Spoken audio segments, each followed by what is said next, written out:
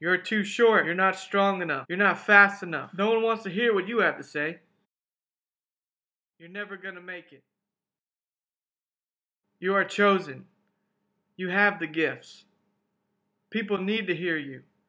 You've been doing this your whole life. You've been called. Everybody in life wants to be the hero, the strong leader they see, the person that's already made it. It's a misconception that they had it easy. There's a lot of battles that they've faced behind closed doors, tears they've cried, mental wars they've gone through. The thing you've got to understand is they have that burning passion, desire in them to keep going where so many others have stopped. There's a war going on. It's not the ones you always see on TV being fought with guns and fists and whatever else. Ephesians 6:12 tells you the battle is not of flesh and blood, but that of the spiritual realm of good and evil. Meaning your wars are fought here. As a human being, stand next to anybody. Aside from your basic physical differences, what makes one human being different from the next? All it is how you think. That's it. Some might be taller, some might be bigger, some might have some different skills. At the end of the day, it's all about how you think. The enemy comes to attack you the minute you decide to step out and walk that line of faith with God. All he wants is control of your mind. He knows we're emotional beings because we were created that way, to have feelings and emotions. It's just how we function. It's not a bad thing. But if he can keep you depressed, sad, isolated, stressed out, in debt, anything that can keep you distracted from your walk, in his eyes, is a good thing. Now, I spent a pretty good chunk of change on this camera, and ever since I bought it, I can guarantee you and tell you the truth, I've been under attack. Had I gone and spent that same amount of money and blown it on some vacation or got something like a motorcycle and put myself in debt, the enemy wouldn't have cared. He'd say, great, I got more of a grip on you. But it's when he feels that you've stood up and realized you're no longer going to be a slave to him and that you're going to go walk a different line, that he knows he's losing his grip on you. When the storm around you and life gets that difficult, you have to understand it's him attacking because he knows he's losing you. You're so much closer than you think to clearing and starting your life in such a great walk of light.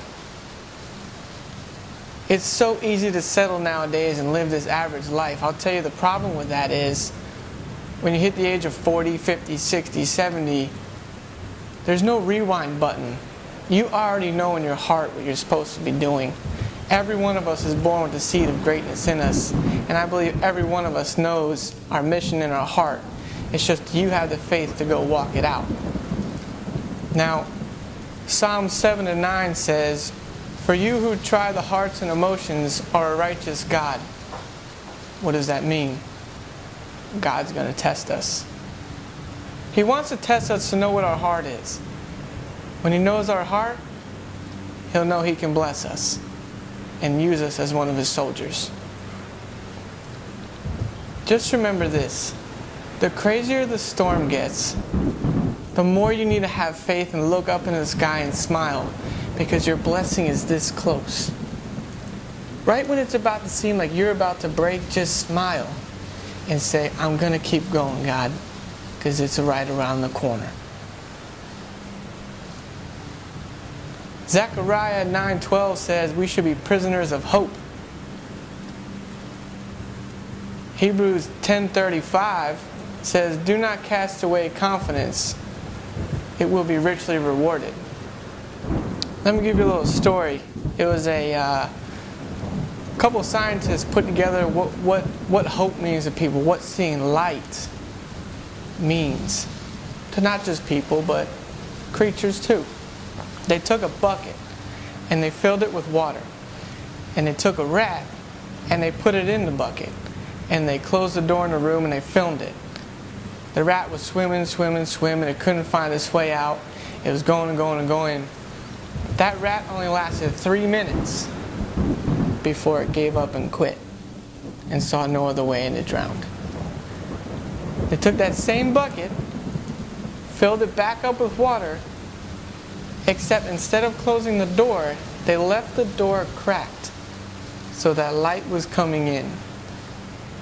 They put that next rat in, and he's swimming and swimming and swimming. You know how long he ended up swimming for? Over 36 hours. Do you see the difference? When you have hope in your life, when you have light in your life, and you're walking the line having faith,